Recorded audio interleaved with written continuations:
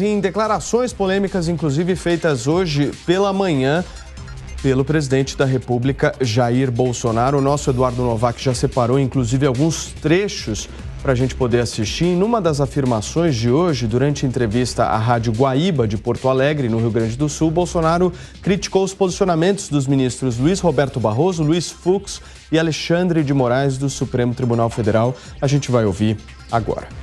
O ano passado, o Congresso ia aprovar o voto impresso numa PEC. O que o Barroso fez? Ele era presidente do TSE. Foi dentro do parlamento, nem tentou fazer escondido, para dentro do parlamento, se reuniu com uma dezena de líderes e no dia seguinte, vários líderes trocaram os integrantes das comissões, de modo que eles votaram contra a PEC do voto impresso. Foi para o plenário, nós ganhamos, mas não conseguimos 308 votos no plenário e perdemos. Então, interferência direta do Barroso dentro do Congresso Nacional para não aprovar o voto impresso. Interferência política, isso é crime previsto na Constituição. O Barroso é um criminoso. E depois o Barroso vai para os Estados Unidos, dá uma palestra como retirar o presidente da República, depois vai para o Reino Unido, fala lá que ele ressuscitar o voto no papel como antigamente. Barroso, tu é um mentiroso. Um mentiroso. Os inquéritos do Alexandre de Moraes são completamente ilegais, imorais, tá? É uma perseguição implacável por parte dele. A gente sabe o lado dele, tá certo? E eu falo que estamos jogando dentro das quatro linhas. Falei agora, na minha convenção lá no Rio de Janeiro, né? Vamos pela última vez às ruas, tá? Para mostrar aqueles surdos, né? Poucos surdos, são todos, que o povo, né? Tem que ser o nosso norte. Essa população aí tem que ser respeitada, tá? Agora, a gente vê muitos indícios. Por exemplo, essa manifestação do Ministério Público, ele abriu um novo inquérito, né? Ou melhor, ele começou a querer investigar mais ainda o presidente sobre um inquérito que eu divulguei assim, que ano passado divulguei sim. E para quem quiser, é só pedir que eu entrego. Muito bem, gente. Olha só, num outro ponto, um outro trecho da entrevista, o presidente da República atacou os defensores da Carta pela Democracia. E tento me jogar para o lado como se eu estivesse preparando um golpe. Que golpe eu estou preparando? Qual é o golpe? Pedir transparência eleitoral? Você é contra a transparência? Você é contra a verdade? Você é contra a garantia que o teu voto vai para aquela pessoa? E se aquela outra pessoa já tem 49% de intenção de votos, por que não garantir a eleição dela no primeiro turno? Com mais transparência? No meu entender, o sinal é exatamente trocar. Olha quem assinou as listas: banqueiros. Banqueiros estão contra o PIX. O PIX que nós tiramos mais de 20 bilhões de banqueiros pelo Brasil. Você que vai fazer uma transferência bancária, pagar alguma coisa, ou pegar um dinheiro em algum lugar aí, você não paga mais taxa. Então o PIX é uma realização do nosso governo. E esses banqueiros perderam aproximadamente 20 bilhões de reais, estão perdendo 20 bilhões por ano. Quiseram para mim aqui fazer uma proposta: vamos taxar o PIX. Com o meu governo não vai taxar o PIX, só um centavo, nenhum centavo. Muito bem, gente. Inclusive, eu vou pegar justamente esse ponto da Carta aos Brasileiros, ou a Carta pela Democracia, e abrir agora a enquete no portal da Jovem Pan News para você correr lá, votar, participar. Eu quero saber de vocês se vocês apoiam essa Carta aos Brasileiros, a chamada Carta pela Democracia. Sim ou não, jovempan.com.br. Vota lá, participem. Ao longo do programa eu trago aqui os resultados parciais. Consta, ótima tarde para você, o nosso Fábio Piperno, o Jorge Serrão já aqui posicionado, Marco Antônio Moreira da Costa também por aqui. Consta, vou começar por você, justamente buscando entender um pouco. Primeiro, vamos dividir em duas partes aí esse bloco, para a gente buscar entender esses ataques do presidente da República ao Barroso, chamando até de criminoso. Como é que você viu isso? Boa tarde, Paulo. Boa tarde a todos. Olha, o presidente tem bons pontos, né? Ele é alvo, hoje em dia, de um sistema unido, podre, querendo a volta de um ladrão, né? De um ex-presidiário, e chamam de golpe aquilo que realmente é uma crítica legítima e um pedido de maior transparência. Inclusive, o presidente provoca: se o sistema é inviolável, se é tão bom assim, por que países tão mais avançados e ricos não adotam? Então, ele usa palavras fortes para se referir ao ministro do Supremo, mas, cá entre nós, né, não é obrigado a ter sangue de barata, e isso é muito mais reativo do que qualquer coisa. A gente já apontou aqui que quando o presidente reage, a imprensa vai lá e chama de ataque. Agora, não chama de ataque quando ministros do Supremo ou do TSE dizem com todas as letras que o presidente da República está preparando um golpe. E com base nesse golpe imaginário futuro, defendem todo tipo de verdadeiro golpe no presente. O arbítrio, o ativismo judicial, a perseguição escancarada, o viés, tudo, inquéritos ilegais, tudo que temos visto até aqui. Então, eu recomendo a toda a audiência da Jovem Pan a leitura do artigo do Fernão Lara Mesquita, um dos poucos jornalistas sérios, independentes e corajosos que restaram nesse país, no site dele, O Vespeiro, onde ele diz assim, isso me dá nojo. Ele está falando, sentimento é uma coisa, eu tenho um nojinho do Bolsonaro, aquela história da visão estética, né? Eu acho que na pandemia ele mandou mal. Isso é uma coisa, fato é outra coisa. E ele vai lá esmiuçando a trajetória dessa turma toda unida, lembrando quem colocou o Alexandre de Moraes lá, de onde vem o Alexandre de Moraes, a que ele está servindo hoje. Então, de novo, Paulo, usa a palavra que quiser, mas todo mundo atento e honesto já percebeu que tem uma tentativa de golpe em curso e que ela não vem de Bolsonaro.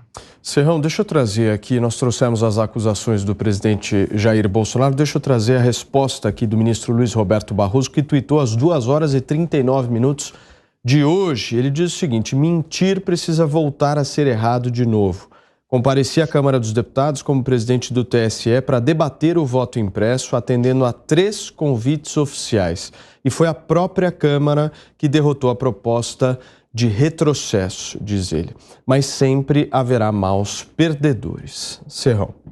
Saudações, meus amigos e amados haters. Essa guerra entre o poder supremo e os poderes executivo e legislativo vai longe.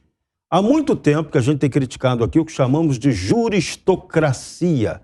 É uma preponderância politicamente indevida do poder do Supremo Tribunal Federal, da alta cúpula do Judiciário, sobre os poderes executivo e legislativo.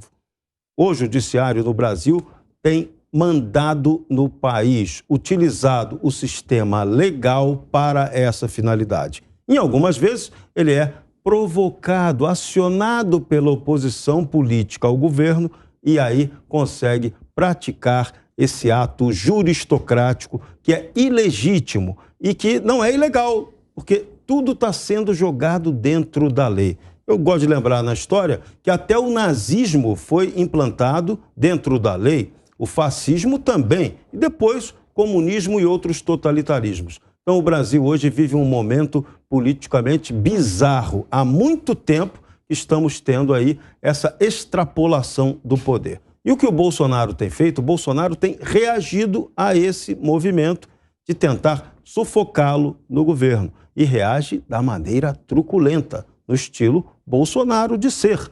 O ministro Luiz Roberto Barroso hoje fez uma defesa tentando dizer que ele não fez atuação política no Congresso. Ficou claro para todo mundo que ele fez. Agora, isso é legítimo?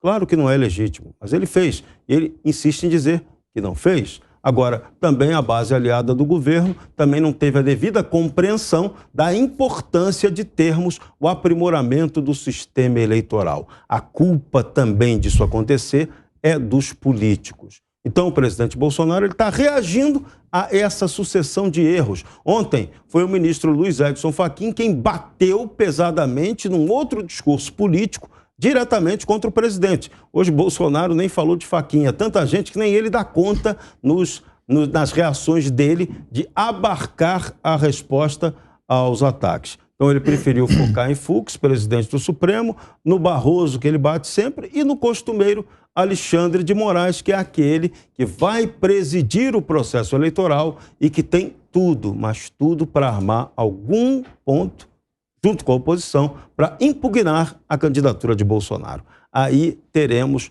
o hospício político completo em Brusundanga. O Piperno, se a gente analisar a última pesquisa da Datafolha, o presidente da República cai na classe média. Essa briga que ele está comprando é uma briga inteligente?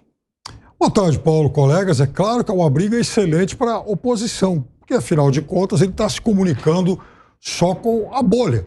Ele e os simulacros aí de olavinhos que se espalham aí para disseminar esse tipo de desinformação, né? O presidente da República, candidato à reeleição, ele se vê numa situação muito difícil em todas as pesquisas, né, dos principais institutos do país. E é claro que ele está extremamente incomodado com isso. Vejam, faltam apenas 61 dias para o primeiro turno das eleições. Então é muito fácil demonizar imprensa, é muito fácil demonizar STF, é muito fácil jogar aí ao léu essa ficção de o partido do STF, como se, por exemplo, em algum momento da vida do ministro Barroso, ele tivesse tomado aí decisões tão importantes que fossem, por exemplo, favoráveis ao ex-presidente Lula. Muito pelo contrário, sempre foi tido como um ferrenho lavajatista. Então não se trata exatamente de favorecer o principal opositor ao presidente Bolsonaro. Mas trata-se sim de alguém que tenta, de certa forma, desqualificar o processo eleitoral para, quem sabe, até buscar alguma saída menos ortodoxa para um fracasso eleitoral cada vez mais iminente, e, repito, segundo o que demonstram todos os levantamentos que são praticamente unânimes em revelar isso. Então, a gente tem que tomar muito cuidado. Hoje, por exemplo, articulistas aí de diferentes veículos, e eu chamo a atenção para o primeiro deles, Matheus Leitão, do portal da Veja, chamando a atenção para o fato de que vazam informações de que um grupo estaria disposto, inclusive, a protagonizar algum tipo de atentado no 7 de setembro para se atribuir ao outro lado, inspirado, inclusive, no Rio Centro. Já foi feito isso no Brasil. Já foi feito, por exemplo, olha o que você isso tá falando, na Espanha. Não dá pra... Já foi isso, feito essa primeira plano COI, vamos ter um plano COI. Então, eu quero saber o seguinte. Eu quero saber... Você vai muito longe. O bando dos Le Petit Olavinhos, né? Enfim, os pequenos olavinhos espalhados por aí, acho que eles vão ter muito trabalho para limpar a barra do presidente. Calor aqui, eu tô com calor.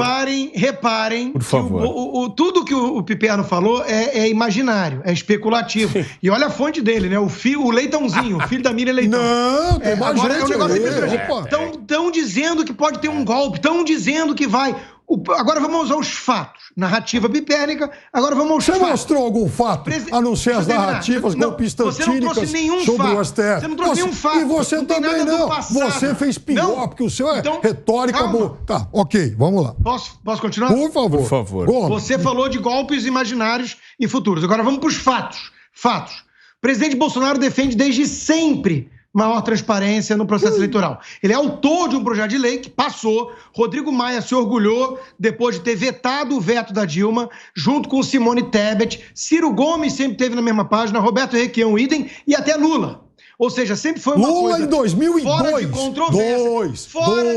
Vamos contextualizar, fora 2002. De controvérsia. Pedir mais transparência. Aliás, o PSDB tentou auditar a urna, não conseguiu, especialistas e tudo mais. Primeiro fato.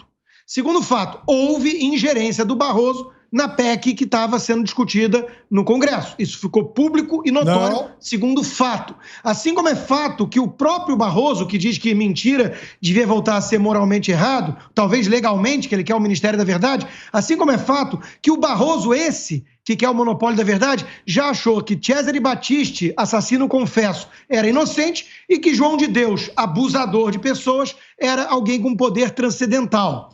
E o mesmo Barroso disse que o Bolsonaro queria a volta do voto em papel, ignorando que era voto impresso, que o site do TSE desmistificava e mostrava que era tranquilo.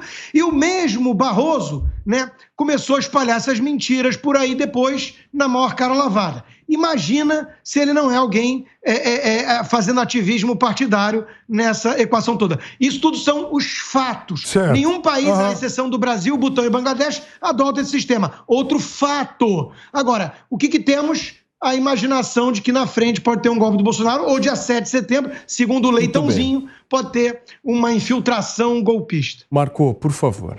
Então, eu estava aqui em quase boa tarde a todos. Tava com calor. Piperno, ele me deixa com calor. Não, isso é estranho. Pelo amor de Deus. Não, só para corrigir aqui, porque o negócio esquenta de tal forma. Rapaz. Então, agora ele faz o seguinte.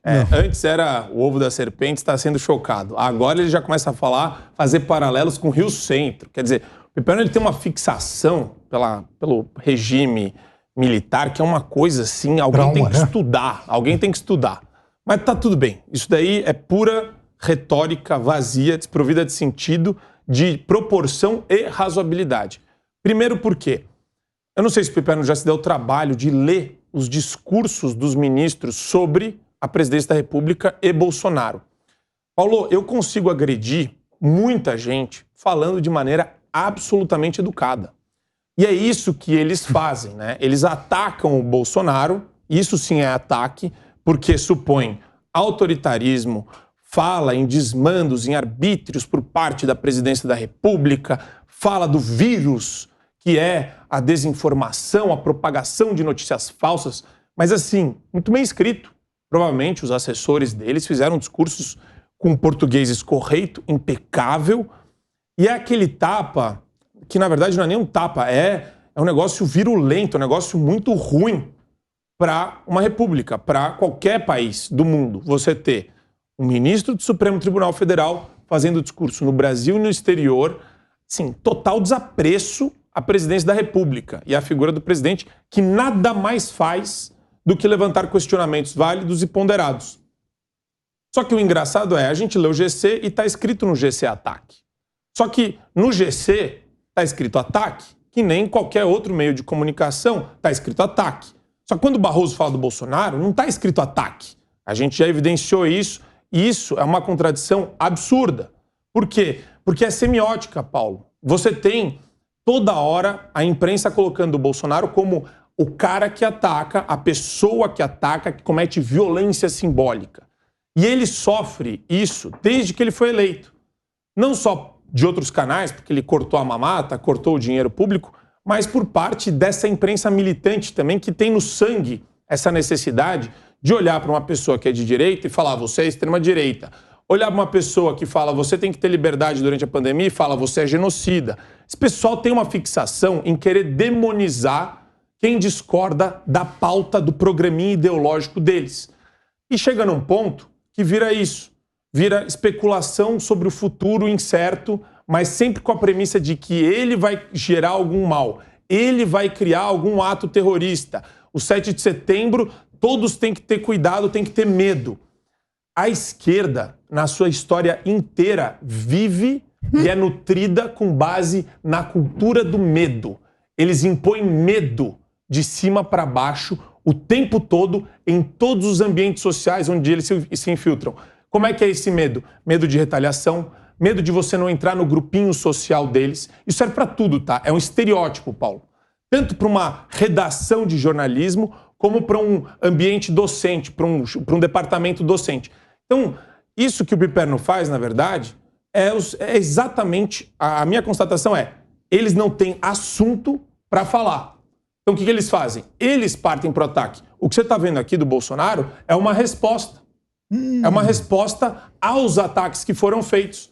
E eu vou te falar, resposta até em muito bom tom. Se fosse o Trump, provavelmente responderia adjetivando muito mais. Eu estou vendo aqui uma resposta em bom tom, porque eu estou vendo um monte de ministro agir fora das 4 linhas da Constituição e nada acontece. E o Bolsonaro está seguindo as regras do jogo perfeitamente. Ninguém está se opondo às regras do jogo na presidência da República. Mas no Supremo a gente vê exatamente o oposto. Escuta, deixa eu provocar um pouco vocês, porque o Bolsonaro, ele traz as falas de que o Barroso é um criminoso.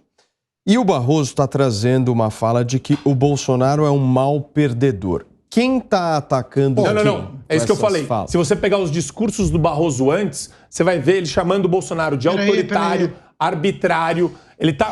Quero provocar vocês aqui. A provocação é legítima, mas vamos lembrar. O Barroso, num evento nos Estados Unidos, financiado pelo homem mais rico do Brasil, que tem umas marionetes aí no Congresso. Aliás, a deputada que ele pariu politicamente já anunciou apoio à candidatura do Lula, né? E essa deputada vai lá e levanta uma bolinha assim de vôlei, né? Pro Barroso, dizendo assim, como é que vamos combater o populismo e a mentira? E menciona Bolsonaro. E Barroso, em vez de falar assim, olha, não posso comentar uma coisa dessa, que é isso, ele diz, nós vamos vencer, nós somos a democracia, nós somos o bem contra o mal encarnado. Então, assim, vamos parar. Tudo que veio já de membros do STF em relação a Bolsonaro são ataques chulos inaceitáveis e inadequados de acordo com a função que eles ocupam. O presidente Bolsonaro pode ter lá suas opiniões pessoais sobre qualquer pessoa que seja. Agora, mas, juiz... Peraí. Nós somos honestos com a nossa audiência. Nós estamos trazendo aqui uma fala de que um chamou um de criminoso e o outro chamou de mal perdedor. Há uma diferença de nível de ataque. Eu estou te mostrando todo o contexto. Tem, Paulo. Pelo amor de Deus. O que chamou o outro de criminoso? Nós somos honestos com a nossa audiência. Paulo, vamos ser honestos com a audiência, então. Claro. Eu já falei. Dá para levantar, tá em PDF no site do Supremo. Todos os discursos do Supremo Tribunal Federal e do TSE de criminoso. Chamou o Bolsonaro de criminoso. De autoritário. De outra, e eu vou falar já mais. Teve ministro do Supremo que chamou de fascista e nazista. E eu vou falar mais. Celso de Mello, aposentado. E tem coisa pior ainda, que se você tem... Tecnicamente, é crime de responsabilidade que o Alexandre de Moraes está fazendo. A gente fala isso todo dia. Criminoso é quem comete um crime. Você está chamando alguém de criminoso, está dizendo que a pessoa está cometendo um crime, está jogando fora das 4 linhas. É simples assim. Sim, mas é um ataque, né? Não deixa de ser um ataque isso. É uma crítica. Chama alguém se de for criminoso. verdade, é atacar o Lula, chamar ele de criminoso? De ladrão? Eu não estou julgando o mérito do ataque, mas é um ataque, é claro. Quando, por exemplo, chamam o Bolsonaro de nazista, isso é um ataque também. Isso é calúnia, difamação, inclusive. Isso dá processo. Fala, Agora, o Barroso pode meter um processo no Bolsonaro, mas dá mal. Eu diria para você que, primeiro, quem sempre atacou foi o presidente da República, que, inclusive, já falou em jogar fora das 4 linhas, já chamou o ministro do STF de canalha, já falou que a eleição de 2018 foi fraudada, já falou que, inclusive, não pagaram o hacker. Então, isso é uma mentira, isso é uma farsa, isso é uma vigarice. Né? Então, os ministros do TSE têm, sim, a obrigação de proteger a sua corte desse tipo de ataque. Tem toda a obrigação, E a Érica Cocai? Oi? E a Érica Cocai? Você está chamando a Érica Cocai petista de vigarista? E por que não fizeram nada sobre ela? Ela falou que houve fraude. Se ela falou que houve fraude, ela que responde. Ela falou, mas eu estou falando sobre o presidente da República. Se falou que houve fraude, ela que responda. As cortes, os interessados, que tomem aí. Mas ninguém foi atrás aí dela. Que tal negócio, que tomem tal atitude contra ela. Mas isso não exime o presidente das culpas dele ao dizer que, por exemplo, a última eleição foi fraudada por um hacker que não foi pago. Que vigarice é essa? Quem é que acredita nisso? Você acredita nisso? Muita gente acredita, mas não é auditável, sim, né? Isso. Acredita acredita na tese do calote do hacker. Tá bom. Vamos auditar. Pronto, resolveu a questão. Vamos auditar a urna. E não dá.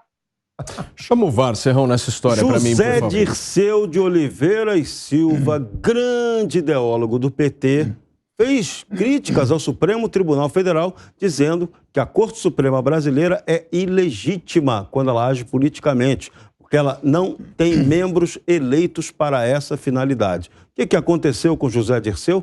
Nada. Sequer foi enquadrado em nenhum inquérito. E o Valdir Damu, que disse que tinha que fechar aquela porcaria? Menos ainda. Então, eles podem fazer qualquer discurso. Agora, é impressionante como o Supremo Tribunal Federal, seus membros, arranjam tempo, eles trabalham muito, pessoal.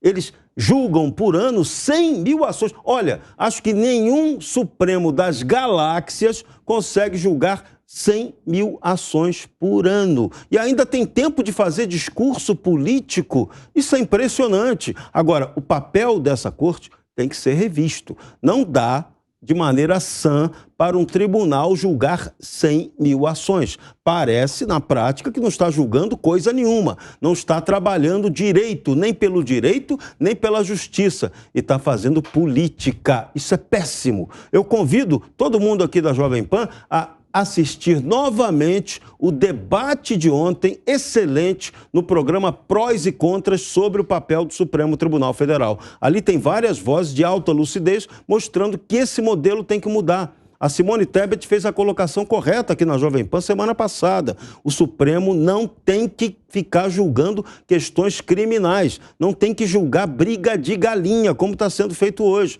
E não tem legitimidade nem legalidade para se meter em questão política. Lá é o poder não eleito. Zé Dirceu tem razão na crítica que ele faz.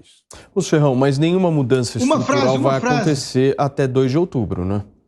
Não, até 2 de outubro vai ser esse pega para capar, 61 dias para a eleição e uma eleição que está previsível o desenho do que vai acontecer, tá? Eles vão apostar, vão incentivar os ataques de Jair Bolsonaro ao Supremo, que eles vão dizer que são ataques, embora o Jair esteja reagindo a eles, e esses ataques vão ser considerados fato para ser processado e impugnar depois a eleição do Jair Bolsonaro. É esse o roteiro que está desenhado. Fala, Constant. Esse é o golpe. Por favor. Eu só quero lembrar que virou uma discussão semântica, ataque ou não e tudo mais. Eu quero lembrar do tipo de coisa que é dita no Supremo Tribunal Federal entre um e outro ministro, porque aí, se a gente colocar aspas, talvez a gente esteja blindado juridicamente. Você é uma pessoa horrível, uma mistura do mal com atraso e pitadas de psicopatia. Isso foi Barroso se referindo ao colega Gilmar Mendes, que tinha, por sua vez, insinuado que ele é um ativista militante que quer aprovar pautas sobre aborto sem ser legislador. Então, veja o nível do nosso Supremo Tribunal Federal. Falar que o presidente Bolsonaro ataca Barroso e que Barroso apenas disse com toda educação, porque ele tem uma forma muito polida, né? É mal perdedor.